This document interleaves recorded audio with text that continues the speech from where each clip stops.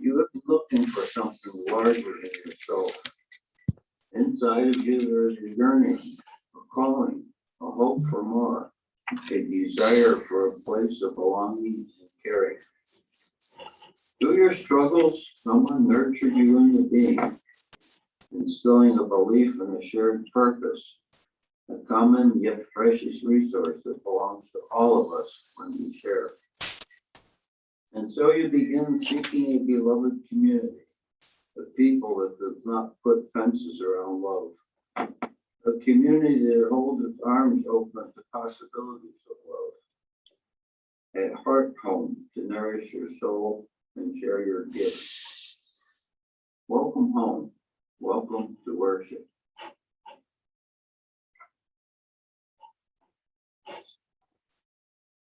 Dennis will come forward and help us with the chalice.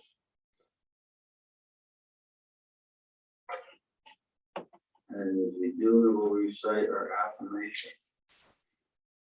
Love is the spirit of this fellowship, and service is its law. This is our aspiration to dwell. I'm just using my phone as audio. Truth and love. I don't know. And hold one another. We open our service today with words from Christine Levinson, who is retired as the first Unitarian minister of the First Unitarian Church of Albuquerque, New Mexico. We gather this hour as people of faith, with joys, sorrows, gifts, and needs. We'd like to speak in of hope, sign of our quest for truth and meaning, in celebration of the life we share.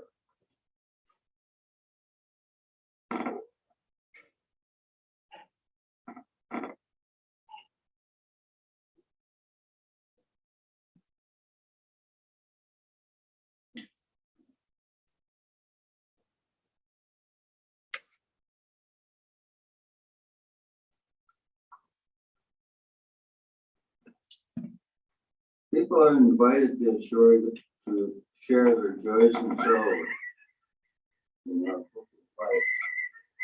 We inscribe them for posterity. I have only two handed to me today, and one is from Laura Lehrman, who expresses a sincere, albeit belated, thank you to Helen, Cheryl, Eddie, Jackie, Lauren,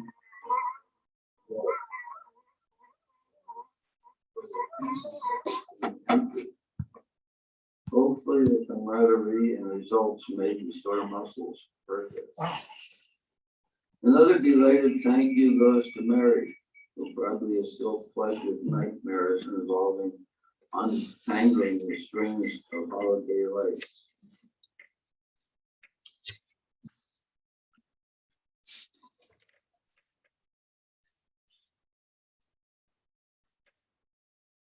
Take a moment here for a minute of meditation. Oh, I'm sorry.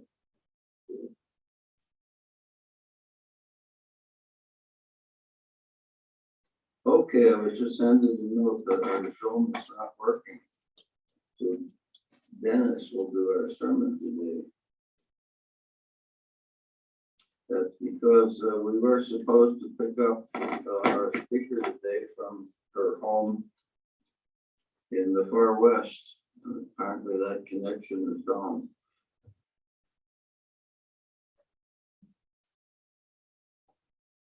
So as I mentioned, we will have a minute of meditation,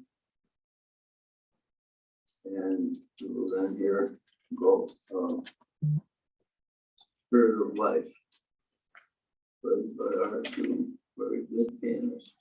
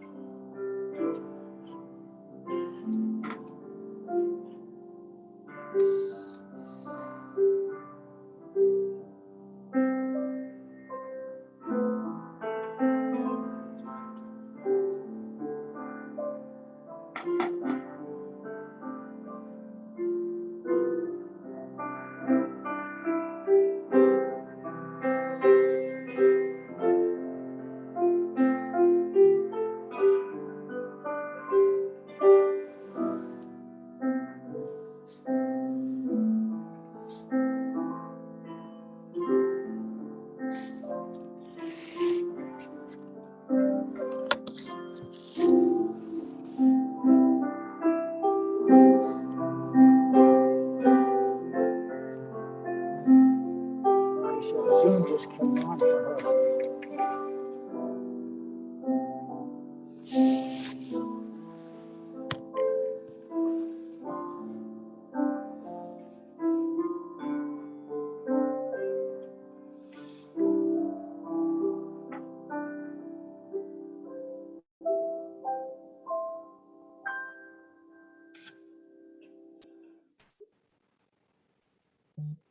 Thank you.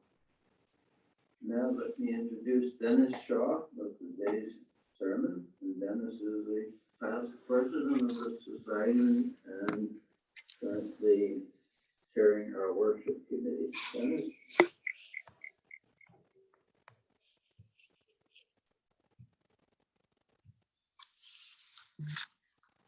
Good morning. These words were written by Laura Anderson, and Laura's a very, very bright lady, and she said that she was worried about the Zoom connection, and I told her, don't worry about it. I'm sure it'll come through. And I was so positive with my reinforcement that she put new purple dye in her hair, so she would really look great. Well, here I am. Fortunately, she sent me a copy. Today I want to talk about belonging and how it feels, how it feels to feel like you don't belong. A few months ago, when I was worship associate service, I said how important it was for me to know that I belong here at UUFCC with all of you. Since then, I've read and learned more about Desmond Mead and his place in recent Florida history, and about the end of apartheid and the Most Reverend Desmond Tutu. I would like to share that with you as well. These stories are all woven together and will end with a concept from Africa called Ubuntu. In 2009, I was in the Los Angeles airport with a group of students. We had attended the annual National FBLA conference. I was the advisor of my university's chapter of Future Business Leaders of America. And every year, I made a point of showing my rather sheltered Utah students a bit of the outside world. Beside the business of the conference, we went to a Dodgers game and shopped at Goodwill in Beverly Hills and took a cab. The two students from a restaurant to our hotel. Taxi passed us, and they asked me, how does that work exactly? If you want to take a taxi, how do you get them to stop? And what if they don't know where to go? And how do you know how much it will cost? This student felt like she didn't belong in a city outside of Utah. This one was an easy fix. I hailed a taxi and we took a short drive to the hotel. Remember, we were at the airport returning to Salt Lake City. The annual national conference of the Unitarian Universalist Association, called General Assembly, was in Salt Lake City that year. We were waiting for our flight when two women sat down near us. I noticed they were both wearing Birkenstock sandals. One of them was dressed casually, a loose petite print summer dress. Her hair was wildly out of control. The other was wearing a linen jacket, and her hair was in a rather messy bun and had pink highlights. She was carrying a minister's stole wrapped in a dry cleaner bag. And I said, "You're on your way to GA." They gasped and asked how I knew.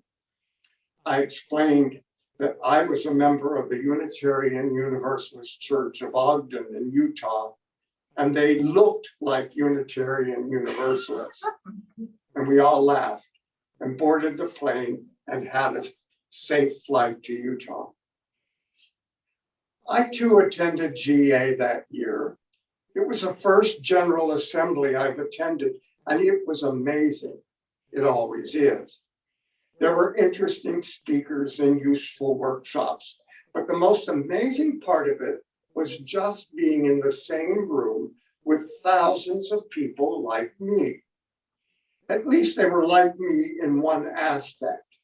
In my home state of Utah, where the influence of the Church of Jesus Christ of Latter-day Saints is pervasive in all aspects of life, where I have often felt marginalized because of my religion.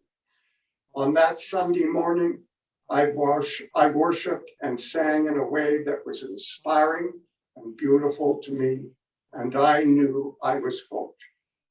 I was where I belonged. This year, the General Assembly was held virtually, and I attended useful workshops and listened to interesting speakers. And the Sunday morning worship, which I shared online here a few weeks ago, was very good. But the most amazing part for me was the Ware lecture. Stacey Abrams and Desmond Mead spoke. You probably know who Stacey Abrams is because she has received a lot of attention for her work on voting rights and is an influential politician in Georgia. Desmond Mead has also been in the news. He is the executive director of the Florida Rights Restoration Coalition, which organized the Amendment 4 ballot initiative in 2018 regarding the restoration of voting rights for people with felony convictions.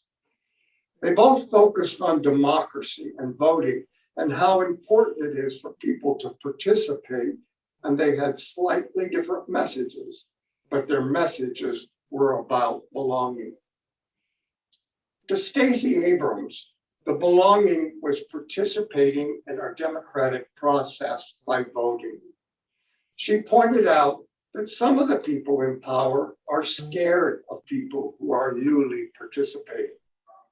The established politicians perhaps think they belong in our democracy more than the voters belong. In the service last week, we heard about the fight for women to be able to vote. People of color have been and continue to be restricted in voting due to Jim Crow laws. In our last general election, 66% of eligible voters cast a ballot, which is higher than it's been in many years, but 66% means 34% did not vote. And most of them aren't even registered to vote. Why? I would say it's because they were made to feel like they don't belong.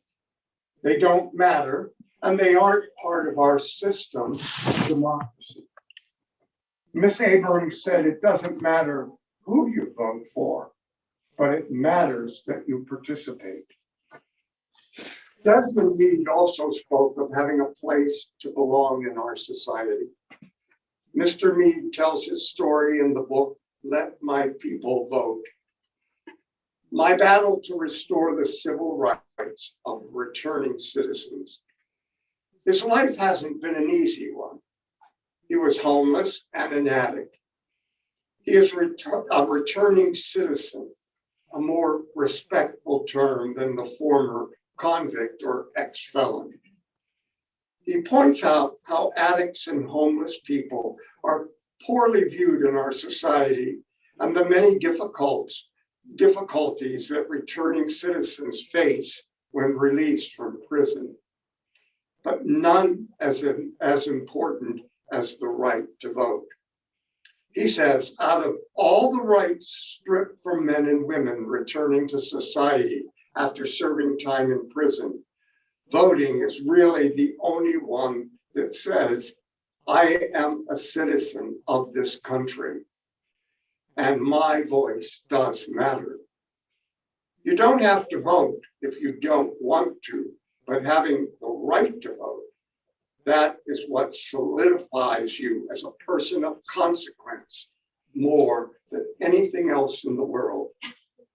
This is especially important for people like me who made mistakes or suffered through addiction.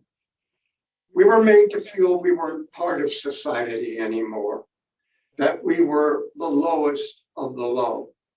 We were despised because of our addiction.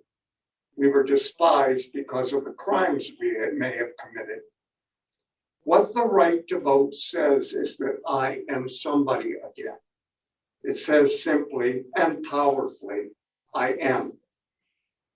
Voting is something I take for granted because I've never been disenfranchised. I learned a legal term from Mr. Mead's book, civil death. The term is applied to a missing person. A person missing for 7 years is presumed dead. The same term is used to state the loss of a citizen's privilege through imprisonment.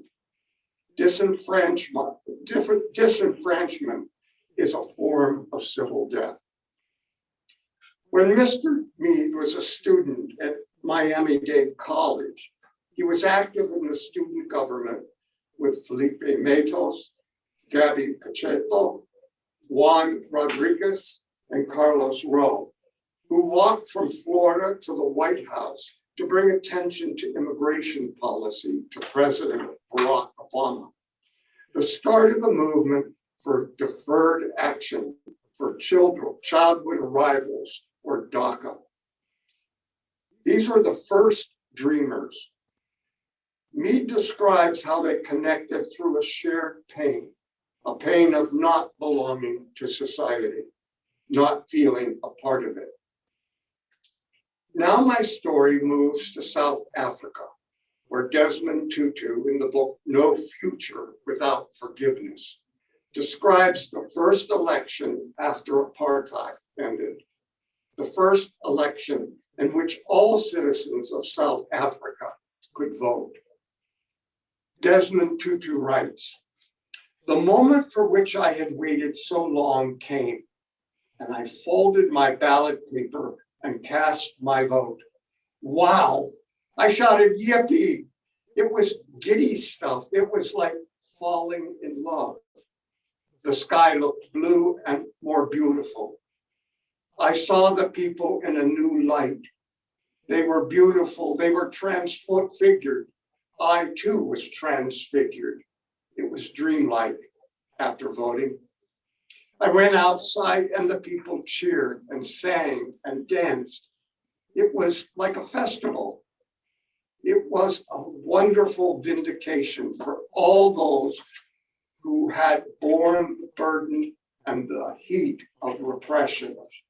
The little people whom apartheid had turned into anonymous ones, faceless, voiceless, counting for nothing in their motherland, whose noses had been rubbed daily in the dust.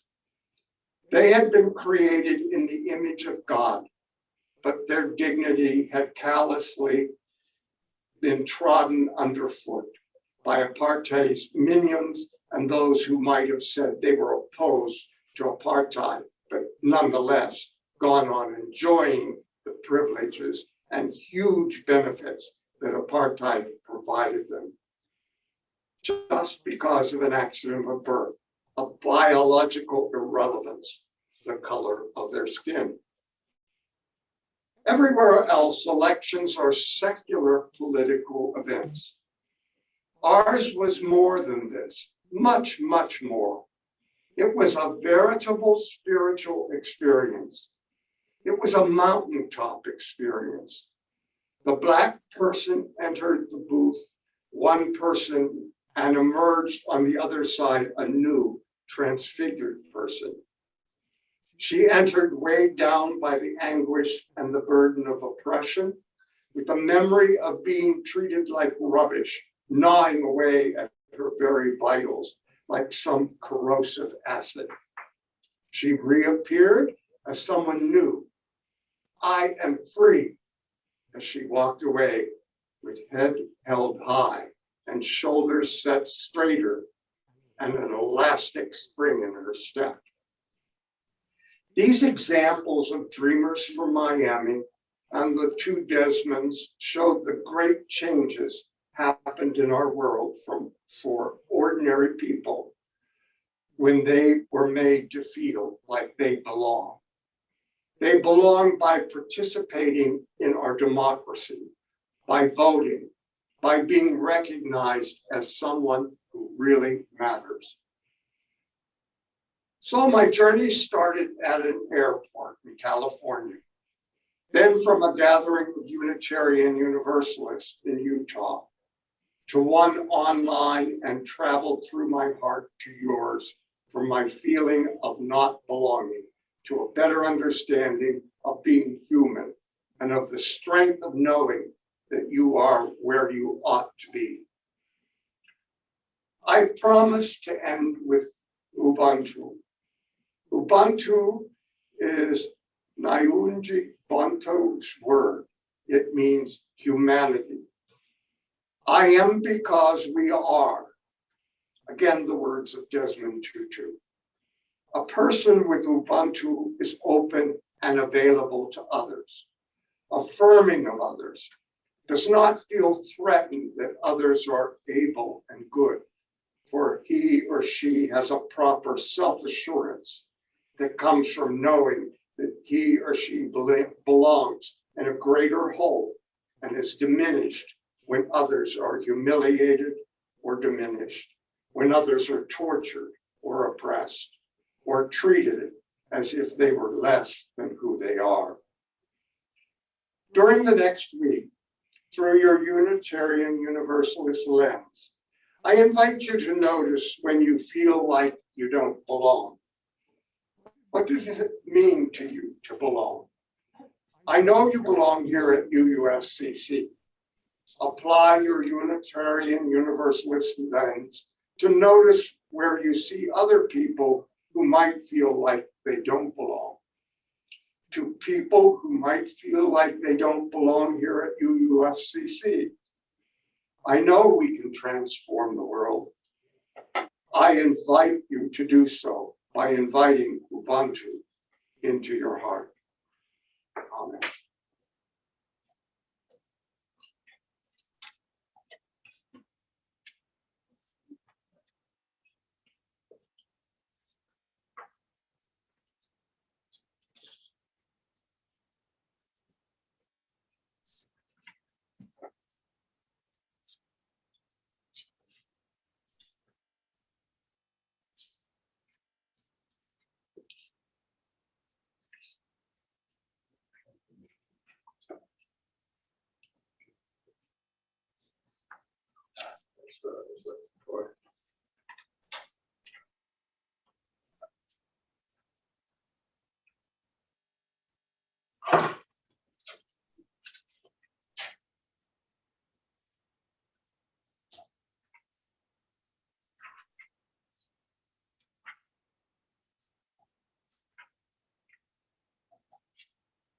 Sorry, I'm a little mixed up here today, but we have two different strips that intersected.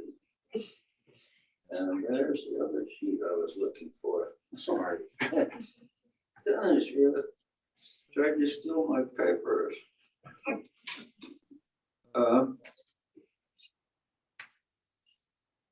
You heard those words from Laura Anderson. Now I'll tell you a little bit about Laura. For 25 years, she taught courses in computer technology and business education at Weber State University in Ogden, Utah. Post-retirement, Laura adopted Florida as her winter home. She has been a UU for 25 years and a member of this congregation for 4 years. This morning, she will not be speaking to us from her home.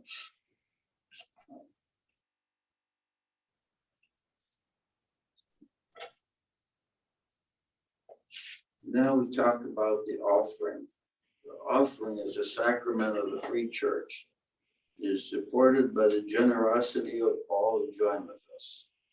There are several ways you can give. To place your offering in the baskets by the exit door.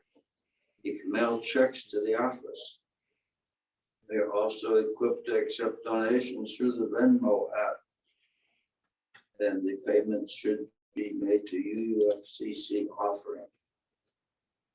If you would like your donation to apply to anything other than the operating fund, such as our Helping Hand, for example, please indicate your intentions in the checks memo line. Our second helping supports the Harry Chapin Food Bank and 2 local food pantries, Chaps and Meals on Wheels. Your generosity is appreciated.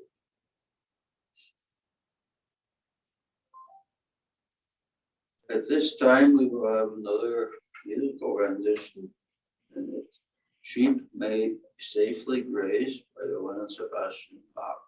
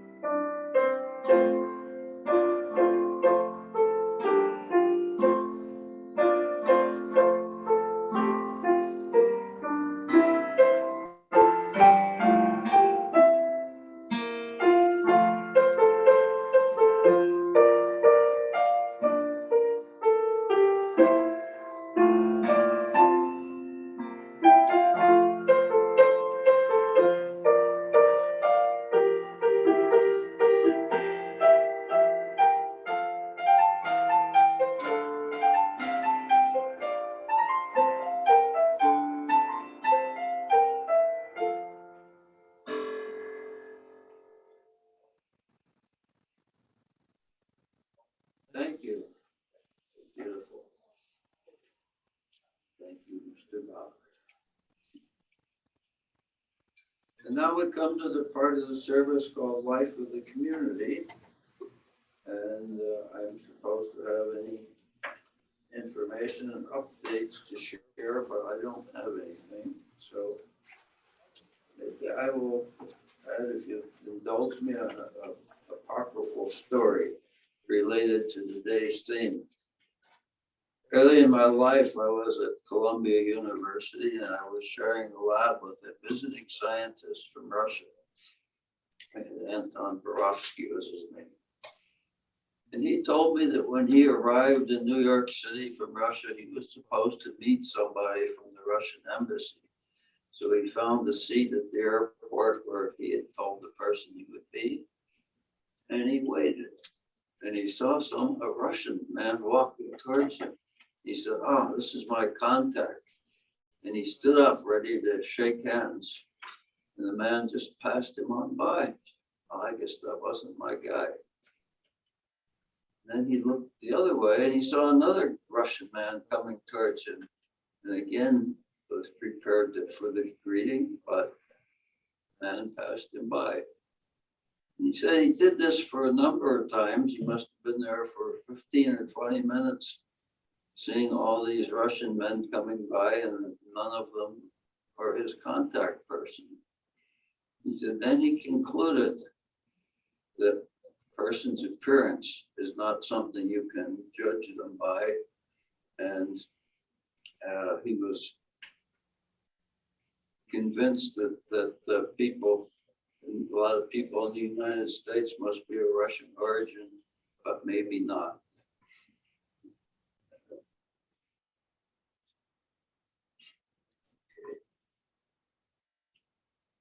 For the community.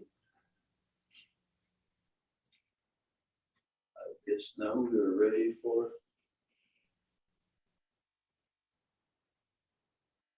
closing words. And this is I think the closing words is a takeaway, something we can take away to remind us of today's service and theme. And these are by Nadidi Achebe from Dayton, Ohio. She's a charter member of Black Lives of Unitarian Universalism, BLUU. I felt abandoned during a conflict within my community. My little girl inside of me was terrified. I felt like a rug had been pulled right out from under me. And then something amazing happened. During the next several days, I received an outpouring of love and support from folks who I didn't even think knew my name and who were members of the same community. I learned that love and support can be expressed in many different ways by different people.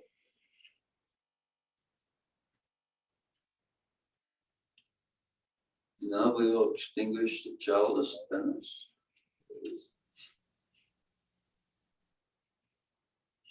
And join in our traditional recitation. We extinguish this chalice, but not the light of hope, the fire of commitment, or the warmth of community. May those ideals shine in our lives and warm our hearts until we are together again. Go now in peace.